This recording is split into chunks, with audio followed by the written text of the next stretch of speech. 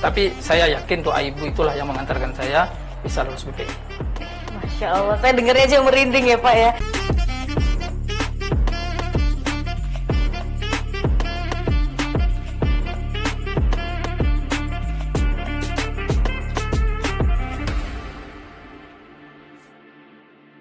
Assalamualaikum teman-teman, welcome back to podcast Let's Talk. Pada kesempatan kali ini kita akan berbincang bersama dengan mahasiswa doktoral dari Universitas Brawijaya yang menerima beasiswa BPI.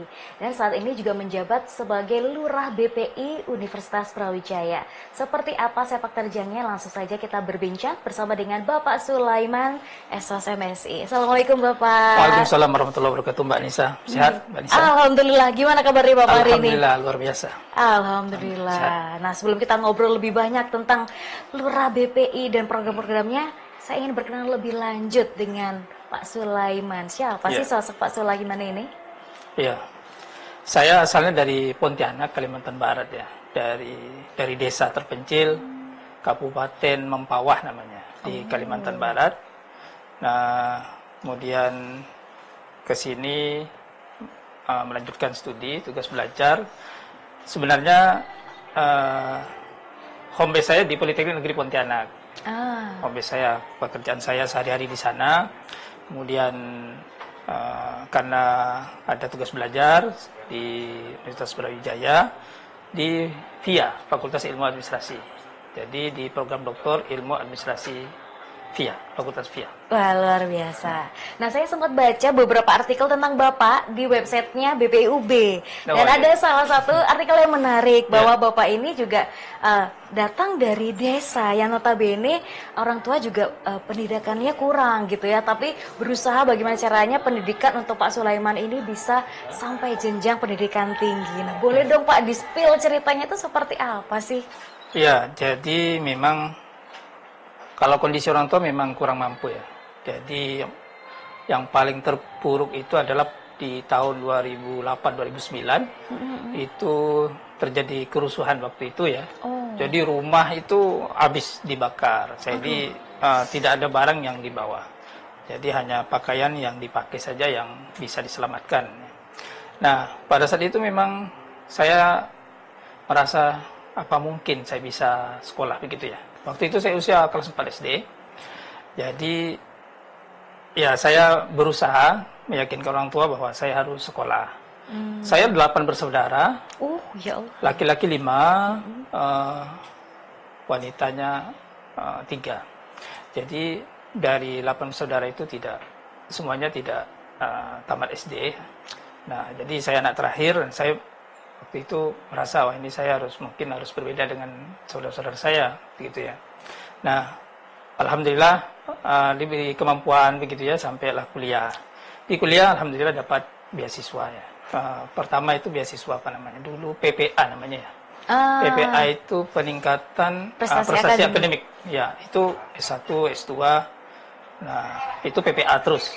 Nah, alhamdulillah di S3 ini diberikan kesempatan untuk mendapatkan beasiswa BPI ya, beasiswa pendidikan Indonesia gitu. Seperti itu Mbak. Masya Allah, ini cerita yang sangat menginspirasi tentunya ya. Banyak teman-teman yang males kuliah, wah ini Bapak aja dengan cerita yang seperti itu masih terus semangat bahkan sampai jenjang doktoral, luar biasa. Amin, amin. Ya. Nah, ternyata banyak dari teman-teman juga yang sebenarnya masih kurang familiar Bapak dengan BPI itu sendiri. Mungkin boleh dibantu jelaskan secara singkat BPI itu sebenarnya beasiswa yang seperti apa sih? Ya, mungkin sebelum BPI itu namanya Budi ya. Budi beasiswa dosen ya. Nah, sekarang kan berubah jadi BPI. BPI itu sebenarnya sumber utamanya dari LPDP ya. LPDP yang dibawa Kementerian Keuangan. Kemudian Kementerian Keuangan mensisihkan sebagian uang yang sumber dari LPDP itu ke Kementerian Pendidikan untuk fokus ke peningkatan guru dan dosen ya. Nah, disitulah Kementerian Pendidikan punya program namanya Beasiswa Pendidikan Indonesia. Dari banyak skema-skema yang ada, diantaranya adalah dosen, untuk dosen. Nah, disitulah ada kesempatan untuk kita, para dosen, untuk bisa lanjut studi. Oke, baik. Jadi memang diperuntukkan khusus gitu ya, untuk kebanyakan dosen atau mungkin pendidik seperti guru seperti itu. Oke, baik. Nah, dalam prosesnya selain sibuk berkuliah, Bapak juga akhirnya menjadi lurah BPI. Nah, ini banyak yang bertanya-tanya juga, lurah ini jabatan apa nih gitu ya, daripada salah kaprah sebenarnya ini apa sih Pak lurah BPI ini? Sebenarnya lurah ini saya juga tahu ya, kurang tahu juga ya awal mulanya kok dinamakan lurah, kenapa tidak camat, kenapa tidak bupati atau gubernur begitu ya. Lurah ini memang sudah dari angkatan pertama sudah lurah namanya, jadi saya tinggal ngikut saja. Nah sebenarnya tidak ada cita-cita untuk jadi lurah.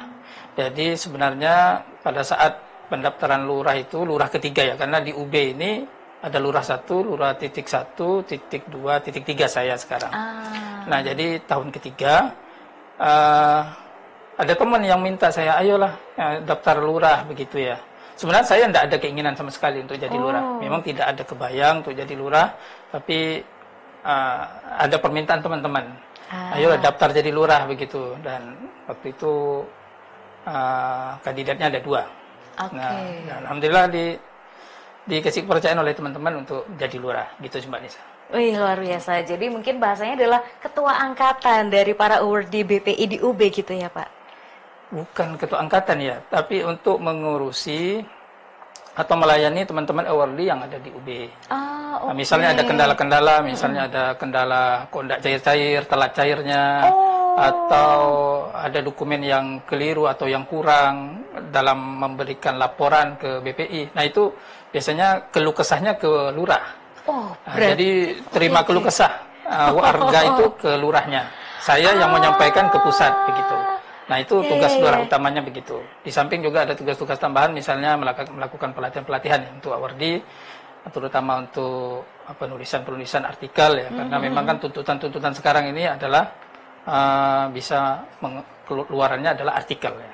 Wah, ini saya paham kenapa namanya lurah, karena mendengar keluh kesah gitu ya dari teman-teman semua. Karena realitanya juga Pak Lurah biasanya gitu ya, direpotin sama warga masyarakat. Wah, ini menarik sekali. Nah, dalam proses pemilihan gitu ya, berarti ada proses kompetisinya juga. Nah, saat itu apa sih visi misi yang dibawa oleh Bapak? Waktu itu sederhana ya. Jadi yang terpikir oleh saya itu adalah bagaimana melayani dengan smart gitu ya. Smart itu bukan cerdas ya, tapi singkatan dari melayani, semangat melayani dengan amanah, kemudian R-nya itu adalah responsif, T-nya adalah teliti. Jadi melayani dengan smart begitu. Itu saja sebenarnya waktu itu. Ya, dan ditambah lagi saya punya keyakinan bahwa pelayanan itu adalah sebuah ibadah ya. Jadi kalau kita melayani orang, pasti kita juga akan dimudahkan. Oke, baik. Kemudian apa aja sih Pak program-programnya selama 1 tahun ya masa jabatan? Iya, 1 tahun. Ya, ini yang sudah berjalan pelatihan ya. Pelatihan sudah 3 kali kita ngadakan, itu berkaitan dengan artikel ilmiah. Ya, ya ada yang pertama itu kemarin bibliometrik ya. Kemudian ada juga SLR, dan pelatihan yang terakhir itu adalah in vivo.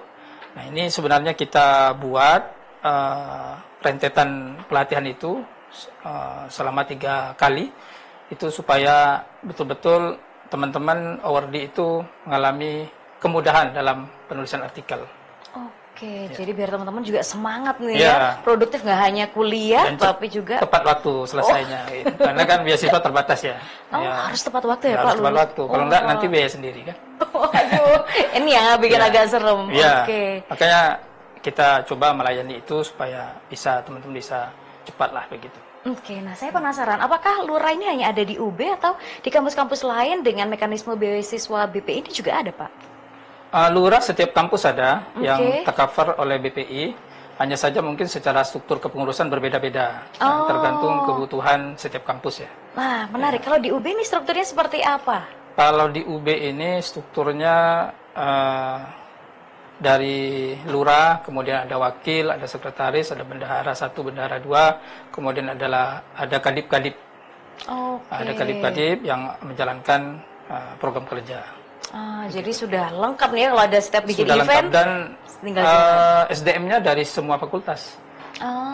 Jadi semua fakultas terlibat di dalam kepengurusan itu, dan sebisa mungkin semua angkatan terlibat, walaupun porsinya itu lebih besar di tahun yang bersangkutan. Oh, Misalnya saya angkatan 2003, maka lebih besar porsi kepengurusan itu di 2023 karena angkatan atas tentu sudah sibuk ya dengan aktivitas penelitiannya.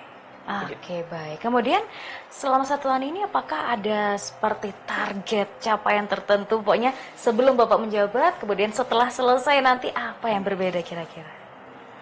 Ya, kita menginginkan lulusan semakin banyak ya. Jadi lulusan Power Day ini semakin cepat begitu, sehingga dengan pelayanan yang kita berikan, dengan pelatihan yang kita berikan, mudah-mudahan bisa membantu teman-teman ORDI untuk cepat ya menyelesaikan studinya, gitu ya. Itu harapan kami semuanya. Baik. Nah, dalam proses studi tentu tidak mudah, banyak tanggung jawab. Kemudian apakah ada kendala-kendala nih Pak selama menjalani sebagai lurah, sebagai awardee aja rasanya juga banyak tanggung jawab yang harus dilakukan. Iya. Kalau sebagai lurah kendala pasti ada ya. Terutama kendala mengumpulkan teman-teman ya, karena teman-teman awardee ini kan sibuk-sibuk, masing-masing punya target, masing-masing punya kerjaan, punya aktivitas ya, sehingga mengumpulkan dalam satu momen berkumpul 100% itu sulit ya. Biasanya kita kalaupun tidak bisa ketemu offline ya online begitu ya. Nah itu apa namanya yang bisa kita lakukan ya. Nah jadi memang di situ kendala-kendalanya yang mengumpulkan teman-teman yang memang sudah sibuk ya masing-masing. Oke, nah kemudian ada tips nggak sih Pak untuk membagi waktu perkuliahan, kesibukan lain, dan sekarang Bapak sebagai lurah juga nih, terutama teman-teman mahasiswa yang wah ternyata yang sudah doktoral aja bisa loh bagi waktu, apalagi teman-teman sarjana ya seharusnya. Iya, jadi dengan tugas yang begitu banyak, sebenarnya orang sibuk itu kalau menurut saya ya, orang yang sibuk itulah yang bisa memanage waktu sebenarnya dibanding orang yang tidak sibuk. Kalau tidak sibuk kan nganggur ya. Nganggur banyak diamnya, banyak nongkrong, banyak ngopi gitu ya. Sehingga tidak perlu ngatur waktu. Justru tidak punya kemampuan untuk memanage waktu. Justru orang yang sibuk yang akan mampu mengatur waktu. Maka dari itu sibukkan diri kita itu sebenarnya dengan hal-hal yang baik. Karena dengan kesibukan itu kita akan semakin terampil dalam mengatur waktu kita. Itu nih. Jadi buat teman-teman yang punya banyak alasan, kayaknya kuliah aja nggak perlu organisasi, malah salah ya Pak ya? Malah salah menurut saya. Karena akan banyak waktu terbuang sia-sia. Wih, ya ngomong-ngomong soal organisasi nih, apakah dari zaman S1 dulu Pak Sulaiman juga aktif nih berorganisasi? Ya, saya senang berorganisasi karena dengan banyak teman kita akan banyak terbantu lah begitu. Nah, berorganisasi artinya kita kan berbagi tugas. Kalau kita sendiri, pekerjaan bisa kita kerjakan sendiri dan berat. Tapi kalau berorganisasi, kita pasti bisa berbagi tugas. Saya sebagai lurah tentu tidak kerja sendiri. Banyak teman-teman lain yang akan membantu bersama-sama dalam mengerjakan tugas-tugas kelurahan. Nah, disitulah sebenarnya pentingnya kita berorganisasi itu menurut saya. Jadi kita bisa distribusi pekerjaan kita kepada teman-teman kita. Kalau di organisasi BPI sendiri, pembagian job desk itu seperti apa Pak? Misalnya ada satu event tertentu, nah yang terdekat deh saat ini, seperti apa? Iya, ini kan kita sudah ada bidang-bidangnya, dan sudah kita rumuskan program kerja selama setahun. Nah, di situ sudah fokus masing-masing ke bidang-bidang itu. Jadi sudah tercover oleh teman-teman di bidangnya masing-masing. Jadi kita ketika ada event kita sama-sama, tetapi rumusannya tetap ada di bidang itu. Nah, kemudian terkait program-program ini, apakah dicetuskan idenya oleh teman-teman seangkatan sendiri atau ada dari pusat, misalnya dari Kemendikbud, ini ya nanti setiap lurah universitas harus punya program yang serupa atau bagaimana ini? Kalau Kemendikbud tidak ada arahan khusus ya.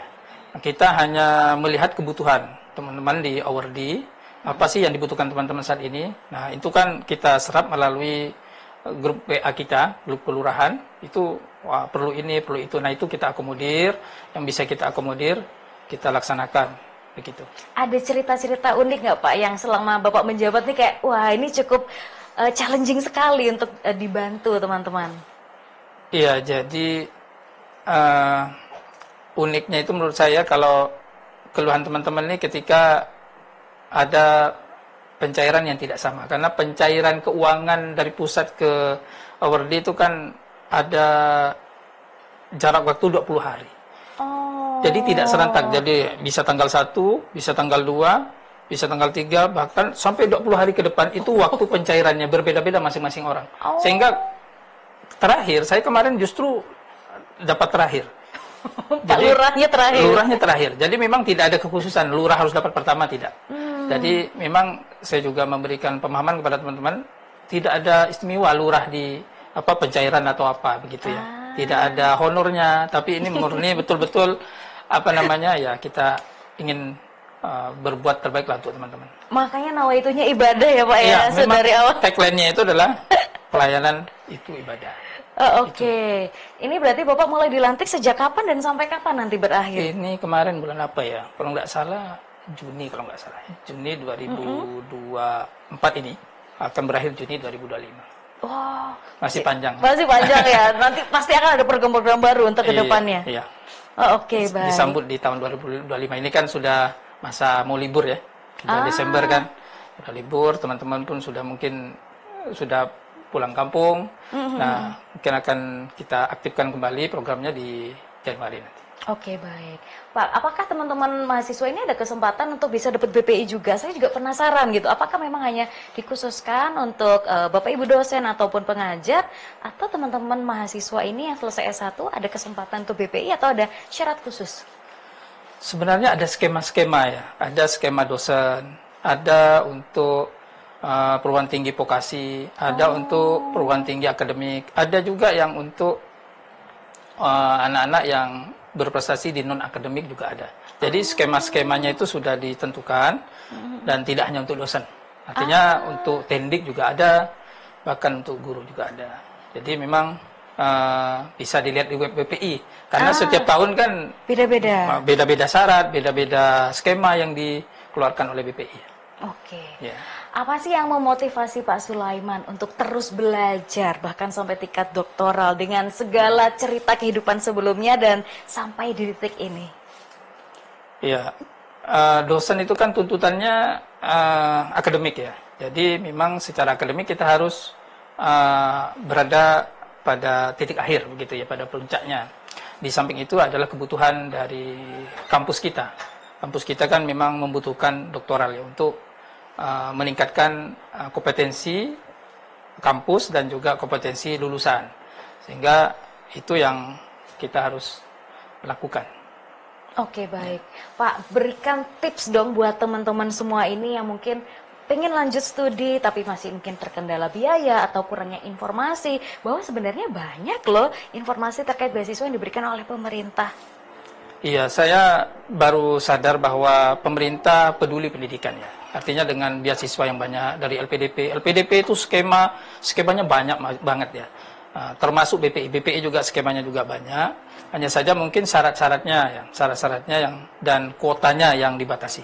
Tapi menurut saya bukan tidak mungkin untuk bisa mendapatkan BPI ya.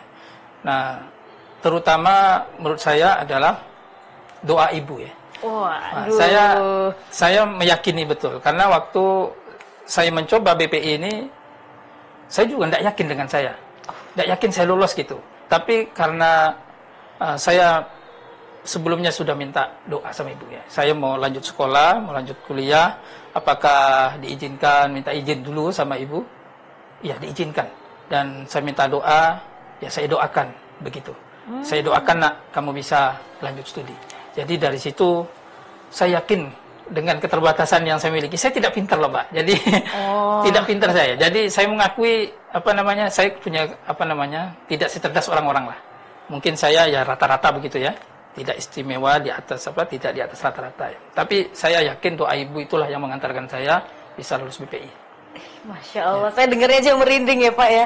Jadi ternyata bukan dari sesuatu yang bentuknya duniawi seperti usaha dan sebagainya, tapi ada sesuatu lain yang turut membantu kesuksesan seseorang. Luar biasa, terima kasih banyak Pak Sulaiman sudah mau sharing di kesempatan kali ini. Banyak hal yang saya pelajari juga dan semoga ini menginspirasi teman-teman semua untuk terus semangat mengejar pendidikan. Dan juga bermanfaat untuk sesama. Dan semoga kita bisa berjumpa lagi ya Bapak di lain kesempatan. Matur nuwun sangat dan teman-teman semua. Semoga kita masih bisa ngobrol-ngobrol lagi di episode-episode berikutnya. Dan terima kasih, sampai jumpa. Assalamualaikum warahmatullahi wabarakatuh.